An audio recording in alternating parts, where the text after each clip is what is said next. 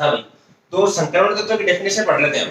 देखो क्या होता है, संक्रमण तत्व वे तत्व होते हैं, डी ब्लॉक के वे तत्व है जिनके अंदर अगर हम इलेक्ट्रॉनिक विन्यास लिखे तो इलेक्ट्रॉनिक विन्यास में जो डी उपकोष है वो अपूर्ण रहना चाहिए। कभी भी उसके डी कक्षक जो है ना अपने पास डी उपकोष, उस डी उपकोष के अंदर कभी भी 10 इलेक्ट्रॉन नहीं होने चाहिए। 9 इलेक्ट्रॉन तक अगर कोई रखता है कोई परमाणु जिसके अंदर 9 इलेक्ट्रॉन 8 7 6 मतलब 10 नहीं होने चाहिए।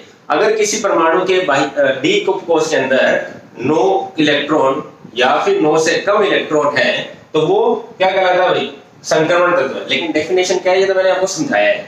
डेफिनेशन क्या है, डी ब्लॉक के वे तत्व है जिनमें डी उपकोष परमाणविक रूप अथवा ऑक्सीकरण अवस्था रूप में अपूर्ण रहता है, संक्रमण तत्व कहलाते हैं।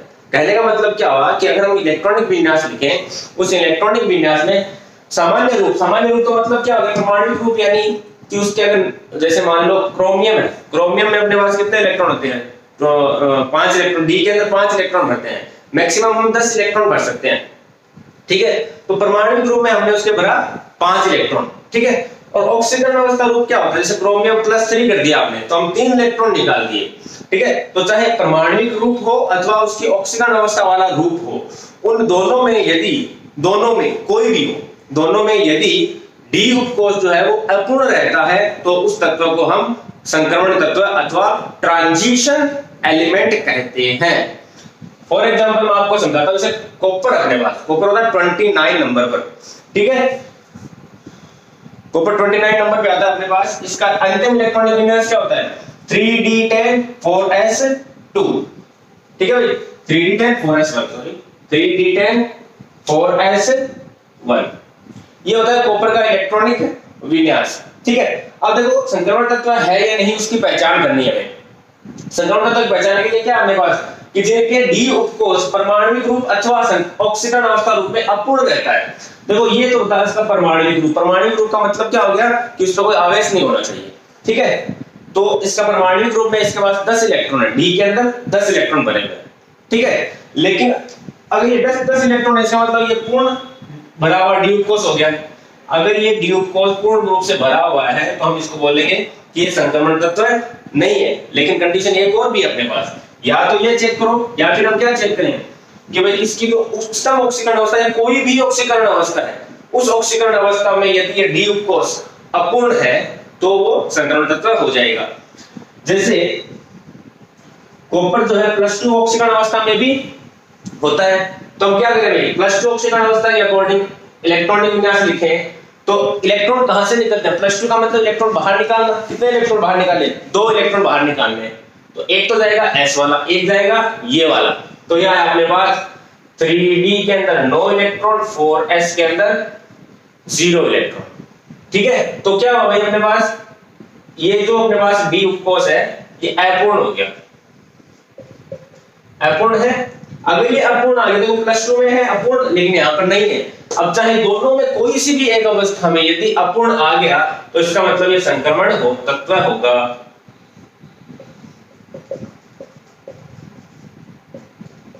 ठीक है भाई, इस तरीके से पहचान करनी है हमें। तो ये संक्रमण तत्व का एग्जांपल है अपने पास। एक और एग्जांपल लेके चलता हूं मैं, जैसे समझो कॉपर के बाद में अपने पास जिंक, ठीक है। इसका सामान्य इलेक्ट्रॉनिक विन्यास होता है 3d10 4s2, ये इसका सामान्य इलेक्ट्रॉनिक विन्यास होता है। अब ये वाला 3d जो है उसके अंदर क्या है, पूर्ण भरा हुआ है। अगर ये पूर्ण भरा हुआ है तो इसका मतलब क्या हुआ कि यहां पर इस कंडीशन के अकॉर्डिंग तो ये संक्रमण तत्व नहीं है। तो हम चेक करते हैं इसकी ऑक्सीकरण अवस्था। कॉपर जो होता है मैक्सिमम अधिकतम +2 ऑक्सीकरण अवस्था शो करता है। तो +2 ऑक्सीकरण अवस्था के अकॉर्डिंग मैंने लिख दिया Zn+2। तो 2 इलेक्ट्रॉन निकालना है। इलेक्ट्रॉन कहां से निकलते हैं, हमेशा बाह्यतम कोष में से। तो बाह्यतम कोष अपने पास ये रहा, हमेशा बाह्यतम कोष में से निकलते हैं। तो 2 इलेक्ट्रॉन निकालने हैं। तो कितना रहा भाई, 3d के अंदर तो अभी भी 10 है और 4s में हो गया अपने पास 0। तो देखो 3d वाला अभी भी पूर्ण रूप से भरा हुआ है। अगर ये पूर्ण रूप से भरा हुआ है तो इसका मतलब क्या हुआ भाई, ये ना तो +2 ऑक्सीकरण अवस्था के अंदर संक्रमण तत्व संक्रमण तत्व है और ना ही सामान्य ऑक्सीकरण, सामान्य यानी प्रारंभिक रूप परमाणविक रूप में भी ये संक्रमण तत्व की प्रॉपर्टी को शो नहीं करता है। ठीक है भाई, तो ये अपने पास संक्रमण तत्व नहीं होते हैं। तो फटाफट राइट डाउन करो, इसको भी लिखो, फिर अपन आगे कंटिन्यू करते हैं। ठीक है भाई, तो आपको संक्रमण तत्व की पहचान होगी कि संक्रमण तत्व किन्हें कहते हैं। ठीक है, तो सीधी से पहचान कर लिया आपके अंदर आपने कि या तो उसका परमाणविक रूप में डी उपकोष अपूर्ण होना चाहिए, या फिर किसी भी ऑक्सीकरण अवस्था के अंदर वह उसका डी उपकोष यदि अपूर्ण है तो वो 100% क्या होगा भाई, संक्रमण तत्व अथवा ट्रांजिशन एलिमेंट होता है। ठीक है, अब अपन आगे चलते हैं। तो ये पहचान जैसे अपन पूछ लेते हैं, जैसे जिंक हो गया, कैडमियम हो गया और मरकरी हो गया, ये तीनों तत्व जो होते हैं ये संक्रमण तत्व नहीं होते, क्योंकि इनकी ऑक्सीकरण अवस्था +2 होने के बाद भी इनके डी उपकोष जो होता है वो पूर्ण रूप से भरा रहता है। ठीक है, तो आगे चलते हैं। देखो अपने पास आगे क्या चीज है कि जो डी ब्लॉक है वो उसके अंदर मुख्यतः 3 श्रेणियां पाई जाती है। ठीक है, 3 सीरीज पाई जाती है। ठीक है, तो फटाफट लिखो, डी ब्लॉक के अंदर 3 श्रेणियां पाई जाती है। 3 श्रेणियां पाई जाती है, कौन कौन सी होगी वो, 3D, 4D, 5D। 3D, 4D and 5D, ये 3 श्रेणियां पाई जाती है।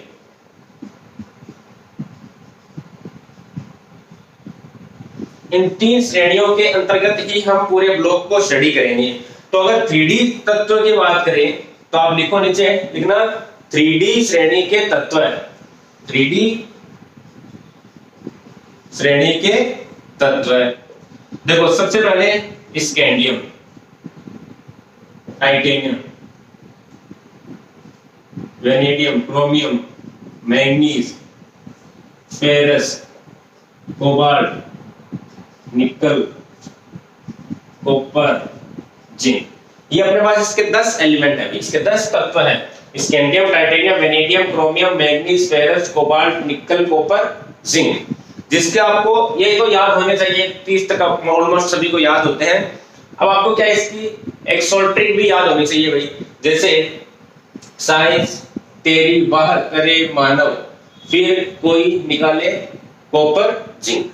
तो आप इस तरीके से भी याद कर सकते हो, तो आप लिख लो फटाफट।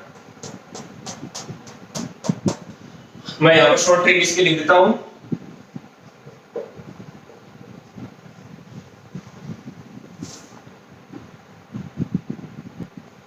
इसको शॉर्ट में याद रखने के लिए मैंने आपको एक शॉर्ट ट्रिक लिखी है, जो कि आपको याद रहे तो बहुत अच्छी बात है। ठीक है भाई, तो साइंस तेरी बाहर करे मानव, फिर कोई निकाले कॉपर, जिंक, ये इसका एक शॉर्ट ट्रिक है, जिसको आप इस लाइन को याद करोगे तो आपको सारे तत्व याद हो जाएंगे। नाम रहता हूं, scandium, titanium, vanadium, chromium, manganese, ferrous, cobalt, निकल, कॉपर, जिंक, आयरन बोलते हैं इसको। ठीक है, फेरस या फिर आयरन। ये हो गया इनके शॉर्ट ट्रिक। ये हो गए पास कुल मिला के 10 तत्व हैं जो कि 3D सीरीज के है, 3D श्रेणी के, जिसके अंदर आप एक काम करो, क्रोमियम, कॉपर, इन दो को आप थोड़ा सा हाईलाइट स्टार मार्क कर दो भाई। इसको क्या करते हैं, इनका इलेक्ट्रॉनिक विन्यास लिखते समय इनको हम अलग से लिखेंगे भाई। ठीक है, 4D श्रेणी के बारे में ऊपर चलते हैं भाई। 4D श्रेणी, 4D श्रेणी के अंदर अपने पास जो तत्व हैं उनको लिखता हूं, उनकी शॉर्ट ट्रिक लिख देता हूं मैं। ये 4D सीरीज के तत्वों के बारे में मैंने यहां पर लिखा हुआ है। ठीक है, तो देखो 4D श्रेणी के तत्व है वो कौन कौन से हैं, yttrium, zirconium, niobium, molybdenum, technetium, ruthenium, rhodium, palladium, silver और कैडमियम। ठीक है, एक बार वापस करता हूं, yttrium, zirconium, niobium, molybdenum, technetium, ruthenium, rhodium, palladium, silver और ये कैडमियम। ठीक है, ये 10 तत्व अपने पास 4D श्रेणी के हैं, जिनकी शॉर्ट ट्रिक क्या है, यारी जरा निभा मौत तक, रुकावट राह पड़े आगे कूद। ये इसकी एक शॉर्ट ट्रिक है, जिससे आपको इन तत्व के सिंबल है वो, प्रतीक चिन्ह है वो आसानी से याद हो सकते हैं। ठीक है, तो इस तरीके से आपको इनको भी याद रखना है। अब इसमें अपने पास जो याद रखने के लिए है स्टार मार्क वाली, जिनका इलेक्ट्रॉनिक विन्यास हम हमेशा याद रखेंगे, वो ये है अपने पास। इन सबको हम अलग से याद रखेंगे एक शॉर्ट ट्रिक के थ्रू। फिलहाल आप इनको स्टार मार्क कर दो। ये तत्व अपने पास क्या है भाई, स्पेशल तत्व है। ठीक है, ये हो गए अपने पास 4D श्रेणी के तत्व है। 5D श्रेणी के तत्वों पे चलते हैं। तो ये अपने पास 5D श्रेणी के तत्व है। कौन कौन से हैं? Lanthanum, hafnium, tantalum, tungsten, rhenium, osmium, iridium, platinum, aurum यानी गोल्ड और मरकरी। ठीक है भाई, वापस रिपीट कर रहा हूं। Lanthanum, hafnium, tantalum, tungsten, rhenium, osmium, iridium, platinum, aurum, gold, जिसको गोल्ड बोलते हैं। ठीक है भाई, और ये मरकरी, जिसकी शॉर्ट ट्रिक क्या है? ला हफ्ता। ये HF और T ये दोनों को साथ कर दिया मैंने, HF हफ्ता। ठीक है, ला हफ्ता, वरना रे और इधर पिटाई और होगी। ठीक है, इनको आप इस तरीके से याद रख सकते हो। 3D तत्व श्रेणी, 4D श्रेणी और 5D श्रेणी के तत्वों को। इसमें आपको क्या करना है? एक तो टंगस्टन को, प्लेटिनम को और ओरम को, इनको हम क्या करेंगे भाई, स्टडी करेंगे अलग से ध्यान रख के, क्योंकि इनका इलेक्ट्रॉनिक विन्यास जो है वो थोड़ा सा अपवाद वाला है। तो ये आपके पास 3D, 4D और 5D श्रेणी के तत्व है। ठीक है, इनको आपको याद रखना है हमेशा। शॉर्ट ट्रिक वाइज आपको इनको याद रखना है, नाम भी ध्यान में रखना है। ठीक है, हाँ भाई, एक चीज और, स्कैंडियम जो है वो आता है 21 नंबर पर, यानी 3D श्रेणी जो है उसको आप ऊपर लिख लेना कि 21 से स्टार्ट होती है और 30 पे खत्म हो जाती है।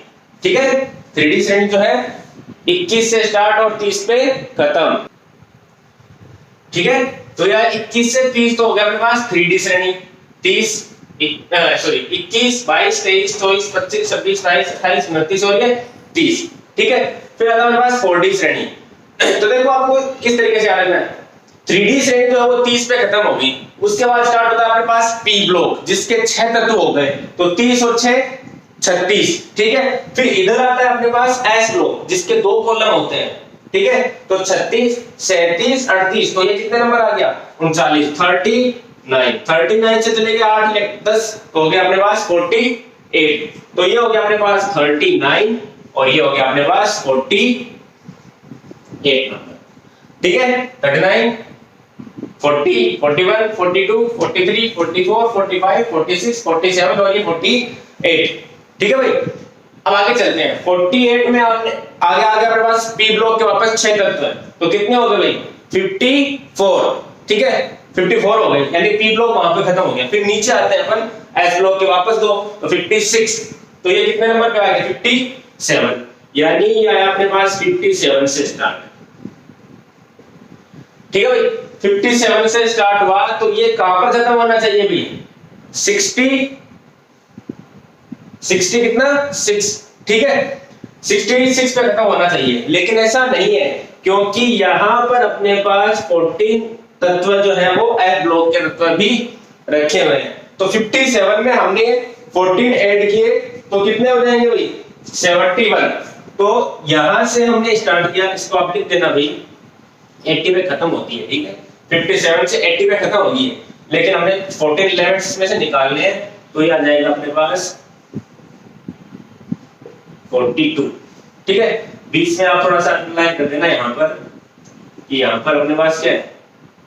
F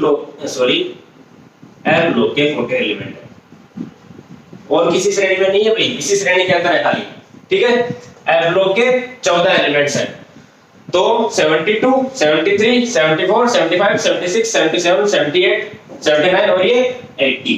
तो 57 से 80 तक चलेगी अपने पास 5D श्रेणी। ठीक है, वापस रिपीट कर देता हूं मैं। सबसे पहले हम क्या करते हैं? 3D श्रेणी पे चलते हैं। 3D श्रेणी स्टार्ट होती है 21 नंबर से, तो 21 से चलेगी 30 तक। ठीक है, ये हो गया अपने पास 3D श्रेणी। ठीक है, अब हमें नीचे वाले पे जाना है, तो आप क्या करोगे? 30 पे खत्म हो गया, उसके आगे पास P ब्लॉक स्टार्ट हो जाता है, जिसके 6 एलिमेंट हो गए, तो 30 और 6 36।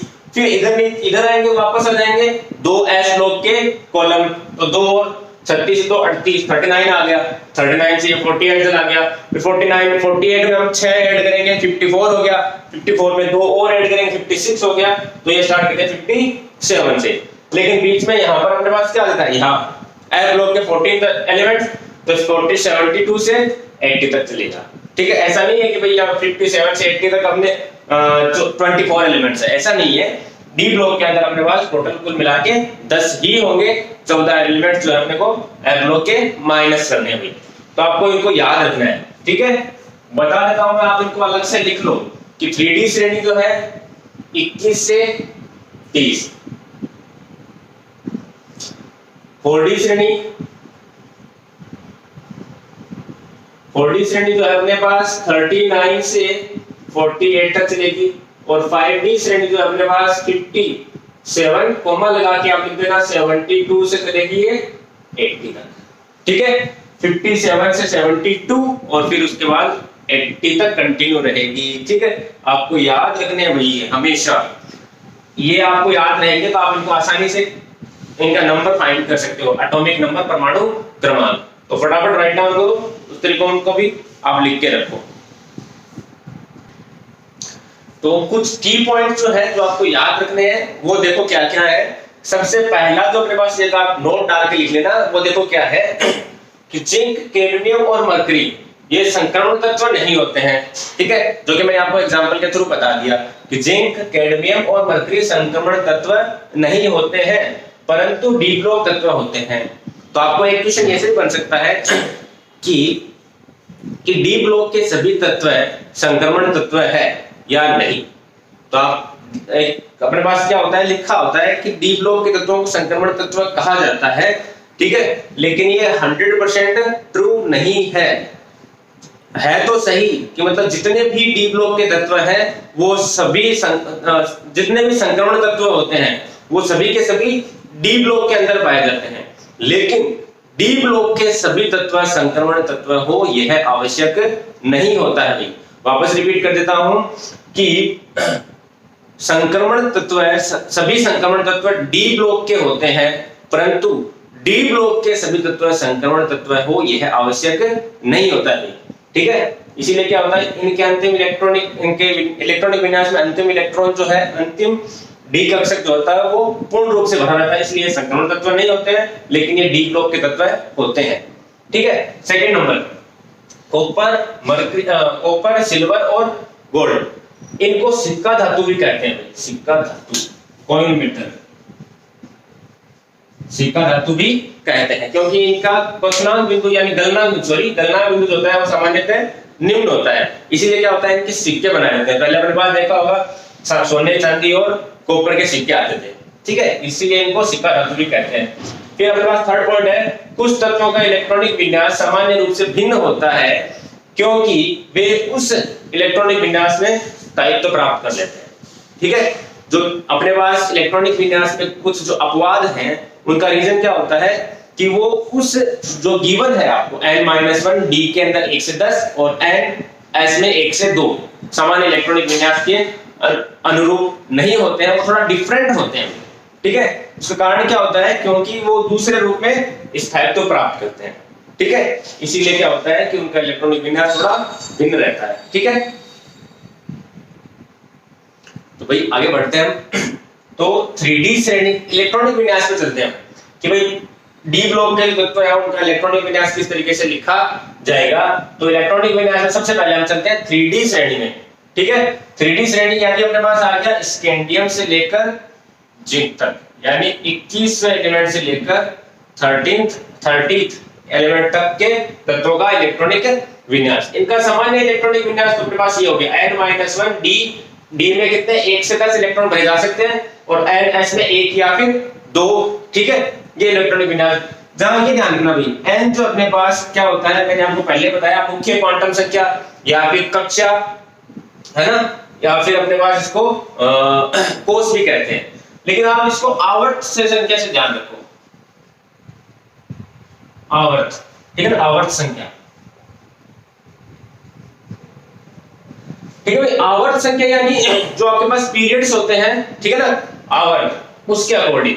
ठीक है, जो 3D श्रेणी होती है अपने पास, ये पीरियोडिक टेबल के अंदर चौथे आवर्त के अंदर पाई जाती है। 3D श्रेणी जो अपने पास चौथे आवर्त में पाई जाती है, इसीलिए जो अपने पास n का जो अधिकतम मान होगा वो होगा 4। ठीक है,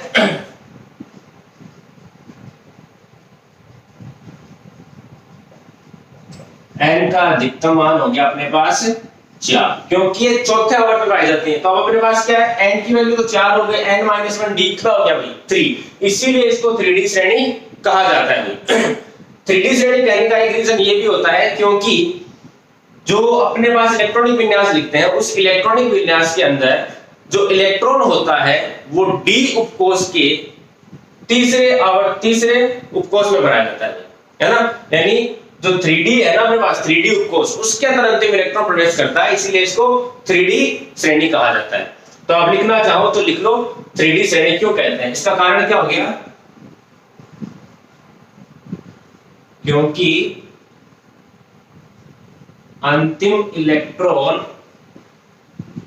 3D उपकोष में प्रवेश करता है। तो समझना भाई, अंतिम इलेक्ट्रॉन यदि D में प्रवेश कर रहा है तब तो डेफिनेटली क्या हो गया, वो D ब्लॉक का तत्व है। लेकिन हम इसको क्या कर रहे हैं, थोड़ा सा और एक्सपेंड यानी इसको थोड़ा ओपन करके देख रहे हैं। तो हमने क्या लिखा कि यदि जो अंतिम इलेक्ट्रॉन 3D के अंदर प्रवेश कर रहा है, D तक तो देखा आपने कि भैया तो D तक लिखा हुआ है, इसका मतलब तो क्या हो गया भाई कि ये D उपकोष में भर रहा है। लेकिन D के साथ कौन सा वाला D 3D के अंदर भर रहा है, तो हमने इसको बोल दिया ये 3D श्रेणी का तत्व है। ऐसे ही अगर अंतिम इलेक्ट्रॉन 4D के अंदर जाएगा तो 4D का तत्व है, 5D में जाएगा तो 5D का तत्व है। ठीक है, तो यहाँ अधिकतम मान हो गया भाई अपने पास n का, वो हो गया 4।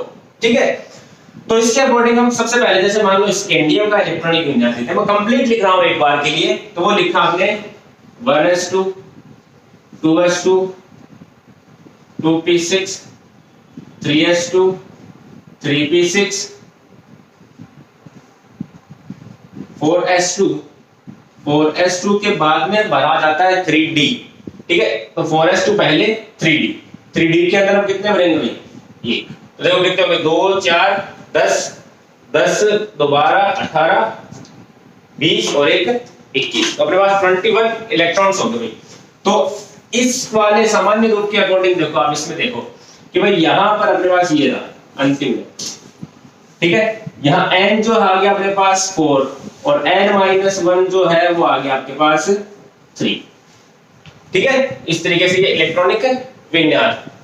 ऐसे जैसे मान लो स्कैंडियम वन आप लिख रहे हो वेनेडियम का, स्कैंडियम 21 नंबर पर, वेनेडियम आ गया अपने पास 23 नंबर पर।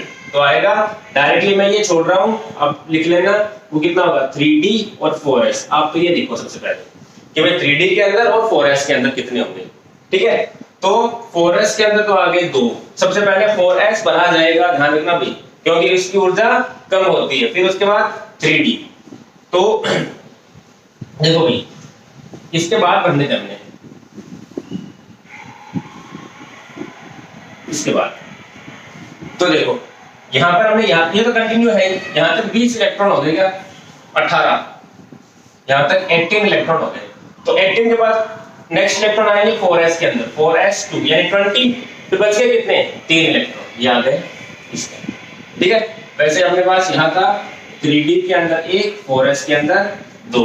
ठीक है, आप लिखने को इस तरीके से भी लिख सकते हो कि भाई 4s2 3D1। ठीक है, 4s2 पहले लिख दो, 3 बाद में लिख दो, एक ही बात है। लेकिन मैंने इसको अरेंज में सीक्वेंस में रखने के लिए 3D1 पहले लिखा था और 4s2 बाद में।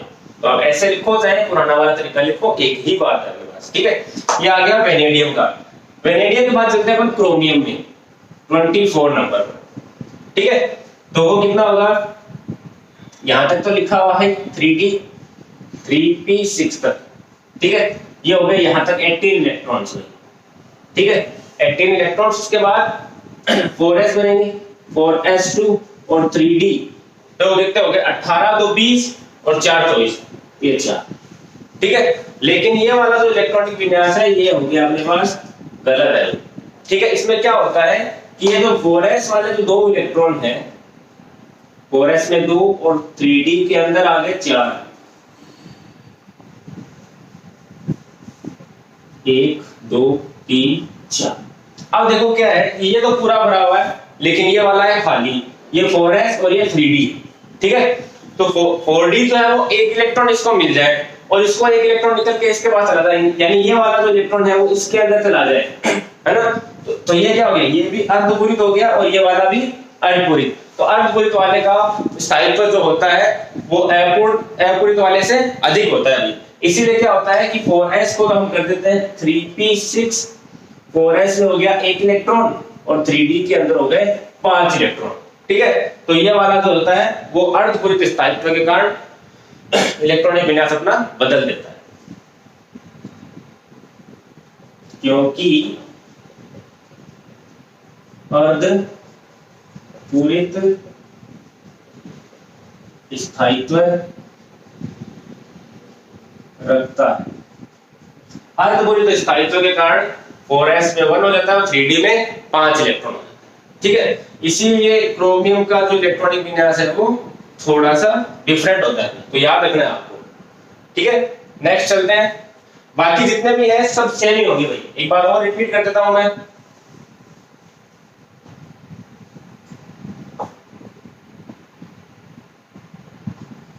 मैंगनीज जो है 25 नंबर, ठीक है।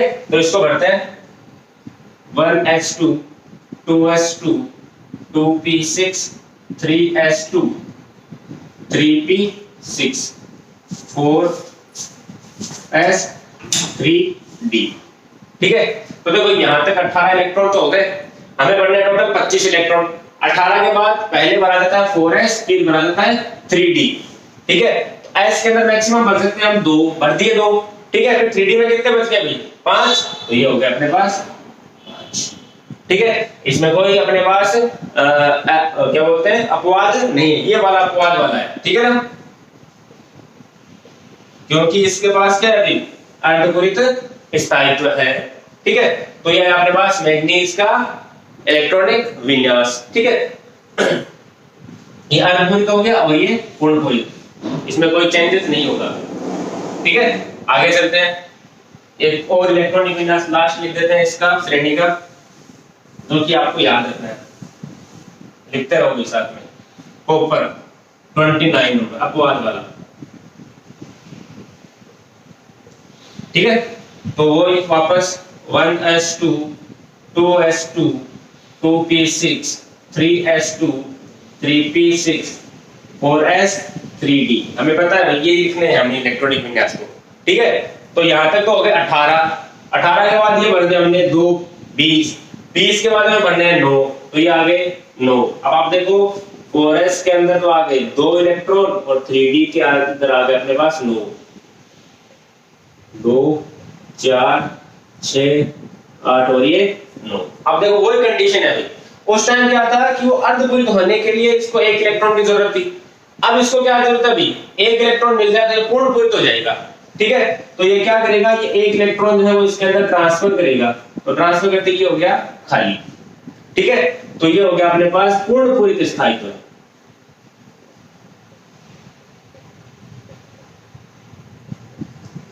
तो पूर्णपूरित स्थायित्व को प्राप्त करने के लिए क्या करता है, s में से एक इलेक्ट्रॉन जो है वो d के अंदर चला जाता है, तो ये आ जाता है, फिर बनेगा क्या अपने पास 1 और ये हो जाएगा 10। ये हो गया इसका सही इलेक्ट्रॉनिक विन्यास। बाकी के इलेक्ट्रॉनिक विन्यास आप खुद से लिखो, ठीक है, उनमें कोई अपवाद नहीं है, आप डायरेक्टली सीक्वेंस वाइज भरते जाओ, बस खाली क्रोमियम और कॉपर में आपको चेक करना है कि इलेक्ट्रॉनिक विन्यास किस तरीके से प्रभावित होता है। प्रभावित होने का कारण क्या लिखोगे, क्रोमियम के टाइम पे आप लिखोगे कि भाई अर्धपूरित स्थायित्व को प्राप्त करने के लिए s का एक इलेक्ट्रॉन d के अंदर स्थानांतरित हो जाता है, जिसके कारण d कोष का स्थायित्व बढ़ जाता है, ठीक है।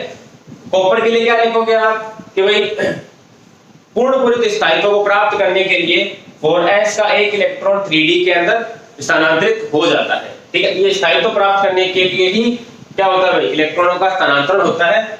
ये अपने पास इनका इलेक्ट्रॉनिक विन्यास 3d का हमने पढ़ लिया, 4s 4d और 5d का आगे नेक्स्ट क्लास में कंटिन्यू करेंगे। तब तक के लिए बाय। आप इसको लिखो फटाफट, राइट डाउन करो, कोई डाउट हो तो पूछो। सबसे पहली बात तो ये कि अभी तक का जो है अपने पास चैप्टर सारा याद करने का है, और मोस्टली इस चैप्टर में जितनी भी चीजें हैं 90% चीजें आपको याद रखनी है। याद रखने के पर्पज से ही आपको शॉर्ट ट्रिक लिखवाई जाती है, उन शॉर्ट ट्रिक को आप याद रखो और अप्लाई करो। ठीक है, ओके। Good morning students. तो सॉल्यूशन चैप्टर के बाद हम नेक्स्ट चैप्टर जो स्टार्ट करने जा रहे हैं वो है डी तथा एफ ब्लॉक। ठीक है, इस चैप्टर में हम डी और एफ ब्लॉक दोनों के बारे में एक साथ स्टडी करेंगे। जिनको मैंने सबसे पहले स्टार्ट करेंगे तो वो अपने पास डी ब्लॉक, उसके बाद हम डी ब्लॉक कंप्लीट करने के बाद हम चलेंगे एफ ब्लॉक में। डी ब्लॉक में जितने भी अपने पास तत्व हैं उन सब की गुणधर्म पढ़ने के बाद, उन सब की क्रियाशीलता पढ़ने के बाद, उनकी जितनी भी प्रॉपर्टी है उन सब को स्टडी करने के बाद हम मूव ऑन करेंगे एफ ब्लॉक पर। ठीक है, एफ ब्लॉक जो अपने पास बहुत छोटा सा पार्ट है, थोड़ा सा अपने पास थोड़ा सा लेंथी है ये डी ब्लॉक। ठीक है, इसमें प्रत्येक तत्व की अपने पास क्या करेंगे, स्टडी करेंगे भाई। ठीक है, तो सबसे पहले स्टार्ट करते हैं डी ब्लॉक।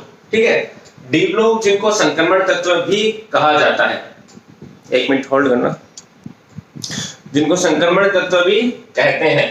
अब डी ब्लॉक तत्व की पहचान कैसे होती है, कैसे पहचान करेंगे हम कि ये डी ब्लॉक का तत्व है। उसके लिए देखो इसकी परिभाषा है, हमें डी ब्लॉक के तत्वों की परिभाषा पता होनी चाहिए। वो देखो क्या है कि वे तत्व जिनमें अंतिम इलेक्ट्रॉन n-1 डी उपकोष में प्रवेश करता है। मतलब कि हम अगर डी ब्लॉक के तत्वों का इलेक्ट्रॉनिक विन्यास लिखें तो इलेक्ट्रॉनिक विन्यास लिखते समय जो अंतिम इलेक्ट्रॉन है, यदि वह इलेक्ट्रॉन n-1 डी उपकोष में प्रवेश करता है तो वो तत्व डी ब्लॉक का तत्व कहलाता है। ठीक है, इनका सामान्य इलेक्ट्रॉनिक विन्यास जो है वो क्या होगा भाई, n-1 डी, जिसके अंदर 1 से 10 इलेक्ट्रॉन हो सकते हैं, n-s 1 से 2 इलेक्ट्रॉन होता है। ठीक है, इनका सामान्य इलेक्ट्रॉन विन्यास n-1 D 1 to 10 and ns 1 to 2 होता है। ठीक है, ये इनका इलेक्ट्रॉनिक विन्यास है। जहां पर n जो है वो क्या चीज है, n जो होती है मुख्य क्वांटम संख्या होती है, जिनको आप कक्षा भी कह सकते हो, है ना, और या फिर उनको कोष भी कहा जाता है, जिनको k l m n जो कोष होते हैं वो भी कह सकते हैं अपन। मुख्य क्वांटम संख्या कोष अथवा कक्षा होती है n। ठीक है, स्मॉल n। एक इंपॉर्टेंट चीज है कि इन तत्वों को संक्रमण तत्व भी कहते हैं। ठीक है, जैसे हमने पढ़ा था संक्रमण तत्व को दो तरीके से कहते हैं, लेकिन अपने पास एक डेफिनेशन थोड़ा सा जो पूछने वाले जो इंपॉर्टेंट चीज है वो हमें पता होना चाहिए। देखो सबसे पहली चीज क्या होता है, संक्रमण तत्व क्यों कहते हैं। संक्रमण तत्व इसलिए कहते हैं क्योंकि S तथा P ब्लॉक दोनों के द्वारा, दोनों के जो गुणधर्म है उन दोनों के गुणधर्मों से क्या रहते हैं, संक्रमित रहते हैं। ठीक है ना, दोनों के मध्य में व्यवस्थित बैठे हुए हैं, तो इसका मतलब क्या है, इन पे S ब्लॉक वाले तत्वों का भी कुछ प्रभाव है, P ब्लॉक वाले तत्वों का भी कुछ प्रभाव है। इन दोनों द्वारा ये संक्रमित रहते हैं, इसलिए इनको संक्रमण तत्व कहते हैं। ठीक है, ये तो हो गई अपने पास बेसिक डिटेल, लेकिन जो मेन इंपॉर्टेंट चीज है कि संक्रमण तत्व क्यों कहते हैं, उसकी सबसे आपको ये डेफिनेशन पता होनी चाहिए कि संक्रमण तत्व किस लिए कहते हैं, कि संक्रमण तत्व की पहचान क्या होती है। वो देखो क्या है, संक्रमण तत्व वो होता है जिनमें डी ब्लॉक के वे तत्व है